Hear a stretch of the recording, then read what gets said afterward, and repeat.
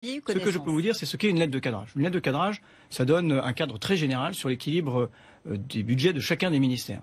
La question qui se pose, c'est pas l'intention, parce que je ne sais pas ce qu'il y a derrière les 156 millions d'économies pour une mesure travail. La question s'est posée à un moment. Ce que je peux vous dire, c'est que l'idée de baisser de façon aveugle et inique de 5 € pour tout le monde les appels n'a pas été envisagée. Et ça n'a non seulement pas été envisagé, mais ça n'a surtout pas été mis en œuvre.